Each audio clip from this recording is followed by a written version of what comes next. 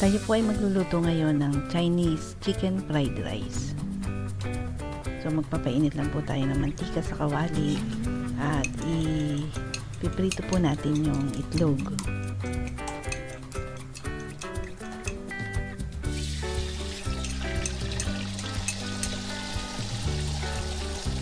Halu-haluin lang po natin para mas maging maalsa siya.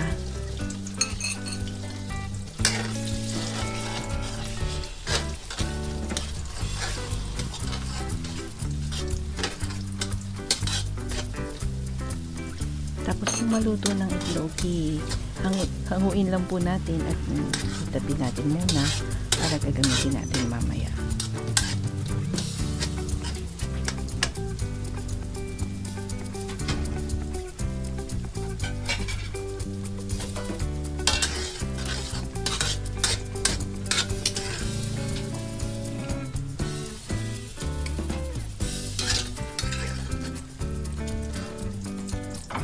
Ngayon po ay magigisa tayo ng bawang sa parehong kawali din po. Medyo papulahin po natin yung bawang para masarap.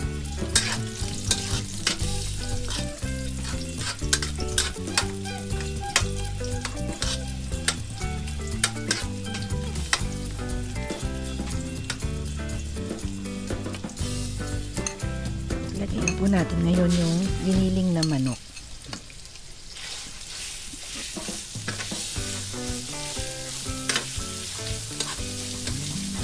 Niluto po natin hanggang sa maging konting brown siya.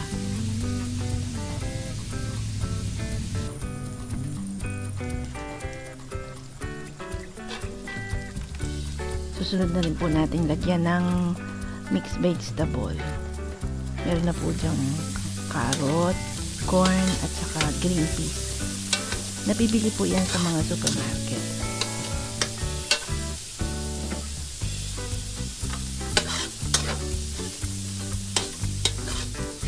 Menos po kasi sa oras yung bibili ng ganyang hiwa-hiwa na. Sunod po natin ang oyster sauce.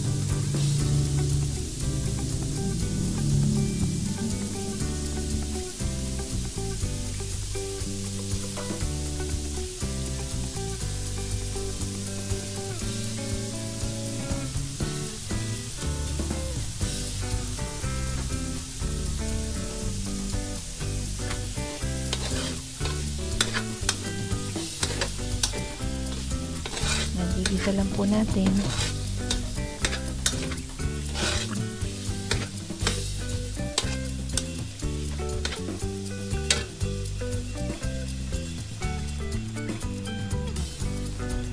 Nilagyan po natin ng paminta na durog po at saka po betchin.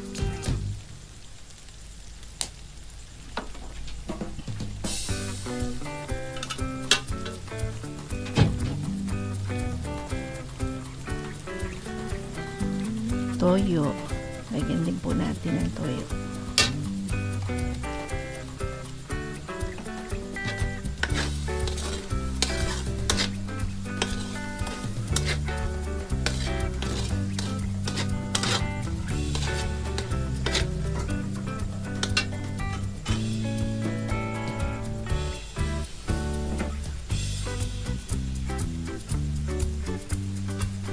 Tsaka po natin ilagay yung kanin na lamig o leftover.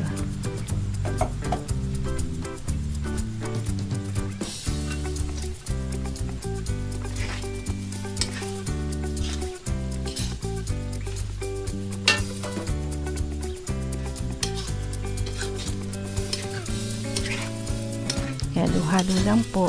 Yan po yata ang sikreto ng pagsasangag ng kanin, yung madaming halo. Kasi po yung timpla niya talagang nahahalo ng pantay sa kanin, kaya sumasarap lalo. Tapos nawawala po yung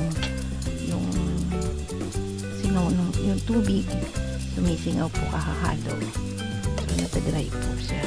Tapos ilagay na po natin ngayon yung itinabi natin na unang pinritong itlog.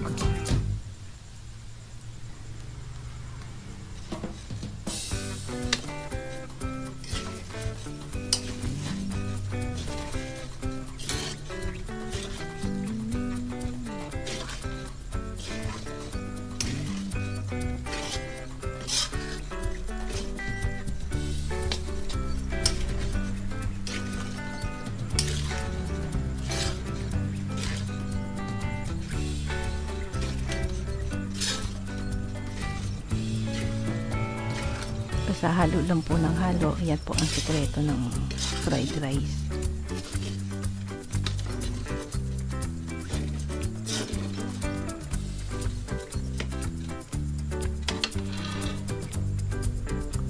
Yan po, luto na.